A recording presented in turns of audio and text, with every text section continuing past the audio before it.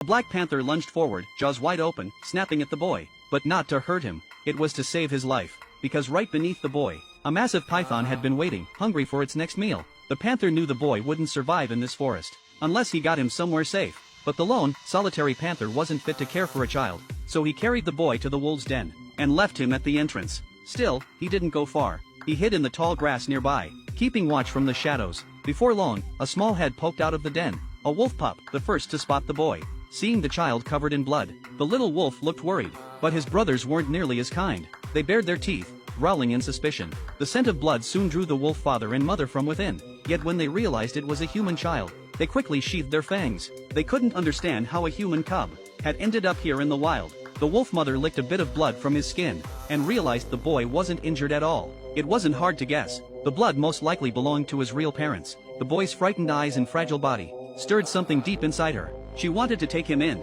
but doing so required the Wolf King's approval. So a clan meeting was called. When the others heard she wanted to adopt a human child, they thought it was a joke.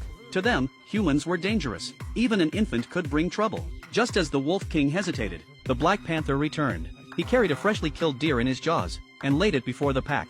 A gift, in hopes they'd let the boy stay. But the final say belonged to the Wolf King. As he studied the boy, still torn between duty and compassion, an uninvited guest appeared. It was the tiger, the ruthless predator feared throughout the forest. Years ago, he had been wounded in the leg by humans, and that injury had allowed the Wolf King to rise as ruler of the jungle. The tiger had never forgiven either of them. Now he had come for the boy. He had killed the boy's parents not long ago, but had carelessly left the child behind. That was when the panther had found him and brought him here.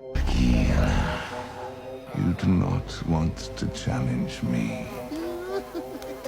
Enraged by the tiger's arrogance, the Wolf King could hold back no longer. He declared the boy under his protection, and ordered the pack to prepare for battle. Surrounded by wolves on every side, with the panther and Wolf King both standing against him, the tiger realized he was outnumbered. He snarled a final warning, that one day, he would come back and eat the boy, then turned and vanished into the trees. His words were a direct challenge to the Wolf King's rule. The Wolf King raised his voice for all to hear. From this day on, our entire pack will protect this human child. And so, under the wolf's protection, the boy grew up in the heart of the jungle. The Black Panther became his teacher, showing him how to hunt and survive, and teaching him the laws of the wild. Whenever you take a life, the panther said, look into its eyes, so its spirit won't leave this world in loneliness. But one day, while swimming in the river, the boy caught sight of something that froze his blood. The tiger, the same one who had vanished long ago, had returned.